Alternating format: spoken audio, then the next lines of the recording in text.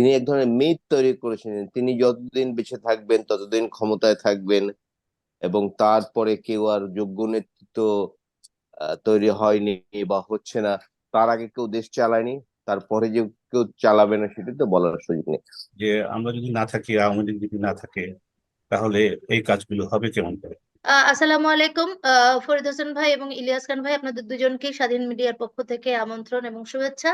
সেই সাথে আমন্ত্রণ জানাচ্ছি রাজনীতির মঞ্চ অনুষ্ঠানে। আমরা আজকে যে বিষয়টি নিয়ে প্রথমে আলোচনা করতে চাচ্ছি, সেটা আপনারা জানেন যে গত বৃহস্পতিবার অর্থাৎ 2 মে প্রধানমন্ত্রী একটা প্রেস কনফারেন্স করেছেন এবং উনি থাইল্যান্ড সফর নিয়ে প্রেস কনফারেন্স করেছেন। যদিও এখানে সাংবাদিকদের এক প্রশ্নের উত্তরে বলেছেন, আপনারা জানেন কিছুদিন আগে প্রধানমন্ত্রী আহ, একটা সভায় বা আওয়ামী লীগ নীতি নির্ধারণী সভায় বলেছেন যে বামপন্থী এবং ডানপন্থীরা, অতি বাম এবং অতি ডানরা মিলে তাকে উৎখাতের চেষ্টা করছে।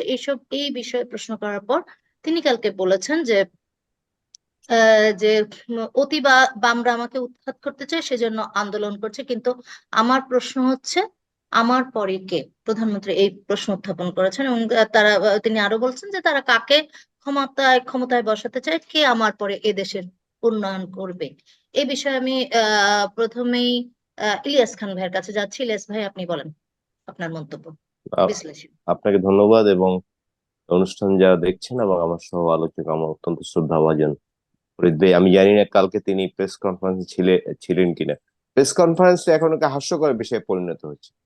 বাংলাদেশের সব মানুষ বিনোদনের জন্য এই প্রেস কনফারেন্সটি দেখে থাকেন, কারণ এখানে সাংবাদিকরা বা নিঃসন্দেহে যারা সরকার অন্ধ অনুগত, সেসব সাংবাদিকরা এমন প্রশ্ন করেন না, তারা মূলত প্রশ্ন শুরুর আগে, প্রশ্ন না, তারা আগে 5-7 মিনিট স্তুতি করেন মাননীয় প্রধানমন্ত্রী, তার স্তুতি গিয়ে তারপরে একটি একটি কি বলে এটাকে, অনেক সময় প্রশ্নও বলা যায় না। সুতরাং এটি মানুষ, এবং এটি এটি তিনি সফলতার সাথে করেছেন যে তার এই প্রেস কনফারেন্সটাকে সবাই দেখতে চায়, কারণ সাংবাদিকরা কি প্রশ্ন করেন বা কি আচরণ করেন সেটি তারা ফলো করেন। কালকেও তার ব্যতিক্রম হয়নি, এবং সবাই কোনো নেগেটিভ বা কোনো রাষ্ট্রীয় সংকট নিয়ে কেউ কোনো প্রশ্ন করে না। মাননীয় প্রধানমন্ত্রী যে ধরনের প্রশ্নে খুশি হতে পারেন সে ধরনের প্রশ্ন তারা করে থাকেন, এবং তিনি কালকে অত্যন্ত দম্ভ ভরে বা যেভাবেই হোক তিনি বলেছেন যে তার পর এই দেশ কে চালাবে। তিনি এতই অপরিহার্য, তাহলে তিনি যেদিন থাকবেন না, তিনি ক্ষমতায় যেদিন ছাড়বেন, সেদিন কি বাংলাদেশের জন্য ডোমসডে? আমরা ডোমসডে এর কথা শুনেছি, তাহলে কি বাংলাদেশের ডোমসডে হবে সেদিন? এটি অত্যন্ত কি বলে, আমি এর সাথে আমারও প্রশ্ন বা অনুষ্ঠান যারা দেখছেন তারাও এটি জানতে চায়, বাট কেউই অপরিহার্য না।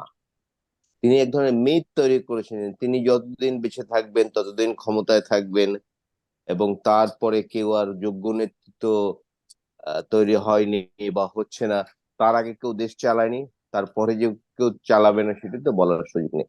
সময় বলে দিবে যে তারপরে দেশের নেতৃত্বে কে আসবে। শুধু এটি বলা কতটা যুক্তিসঙ্গত সে বিষয়ে আমার প্রশ্ন রয়েছে। জি, ধন্যবাদ। আমি একটু এর সাথে ইনক্লুড করতে চাই, তিনি কিন্তু আরো বলেছেন যে যুক্তরাষ্ট্রে যে আন্দোলন হচ্ছে সেখানে দমনের নানা কৌশল নিয়ে তিনি কথা বলেছেন এবং বলছেন যে আমরা চাইলে সেসব পদ্ধতি গ্রহণ করতে পারি, সেভাবে পুলিশকে বলে দিতে পারি আন্দোলন দমাতে।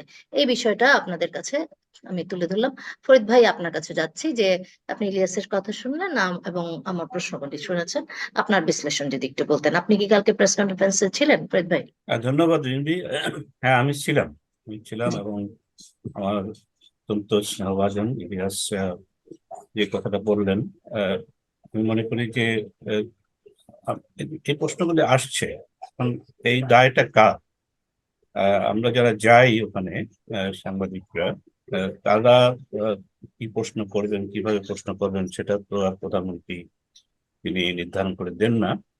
আরেকটা জিনিস হচ্ছে যে আমি যেটা মনে করি যে আমি প্রায় মানে প্রেস কনফারেন্স গুলোতে যাই একটা দুটো বাদে, সেখানে যেটা আমি লক্ষ্য করছি বা আগেও দীর্ঘদিন থেকে তার সঙ্গে আহ, তার বিভিন্ন অনুষ্ঠান কাভার করা, যোগাযোগ, তো সেই বিষয়তে সংবাদ সম্মেলনগুলো তিনি কথা বলতে ভালোবাসেন এবং তিনি সবকিছুরই উদার ভাবে নেন এবং তিনি আহ, নিজে খুব অংশগ্রহণ করেন এই ধরনের সংবাদ সম্মেলনগুলিতে।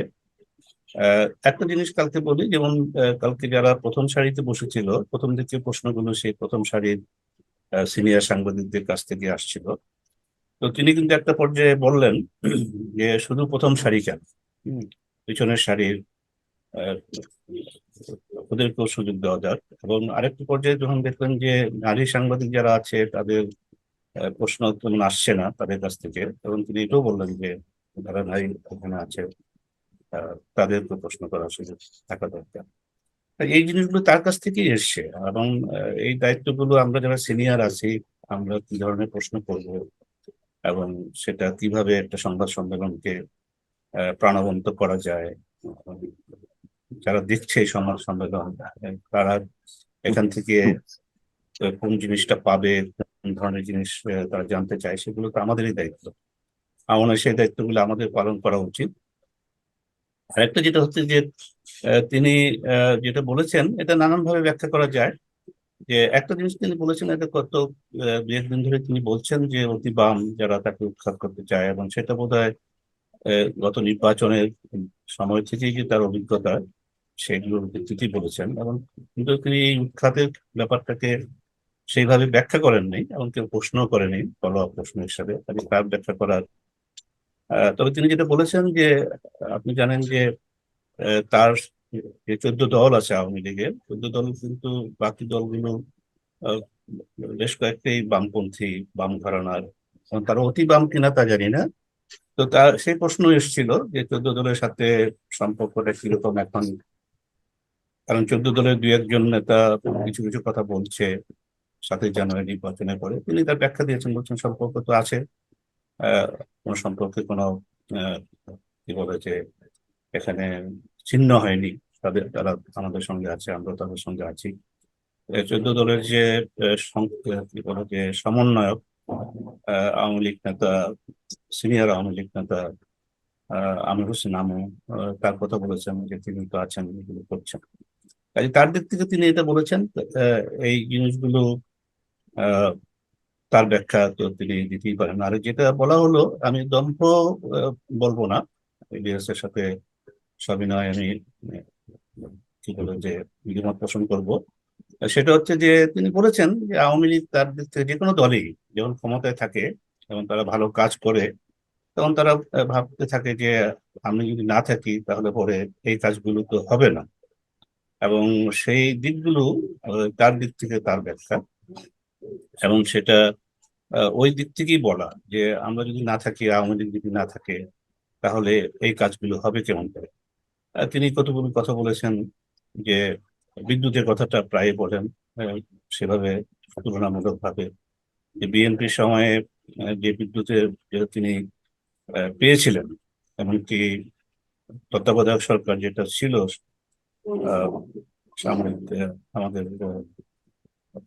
সেই সময়ে যে বিদ্যুতের সক্ষমতা যে ছিল সেটা 3000 বা তার কাছাকাছি কিছু বা কিছু বেশি, কিন্তু সেটা এখন অনেক বেড়েছে, 25-26 হাজার পর্যন্ত হয়েছে।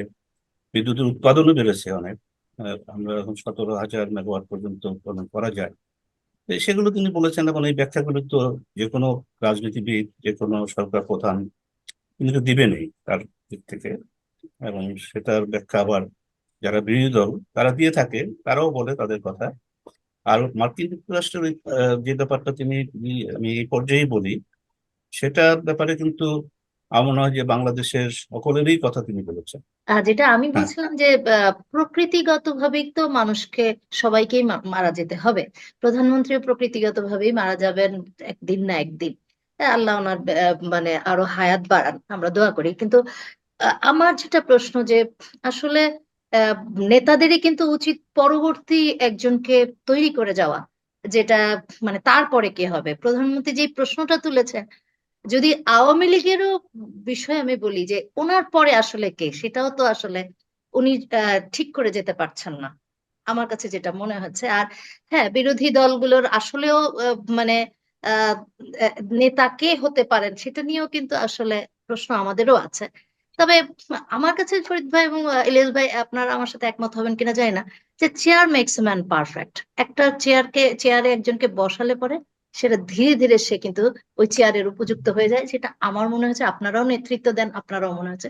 যাই হোক, আমিও প্রধানমন্ত্রীর সাথে একমত হতে চাই যে আসলে ওনার যদি স্বাভাবিক মৃত্যু হয় সেই ক্ষেত্রে ওনার পরে কে, সেটা আসলে এখন থেকেই ভাবার সময় এসেছে আমার মনে হয়। ধন্যবাদ আপনাদের দুজনকে।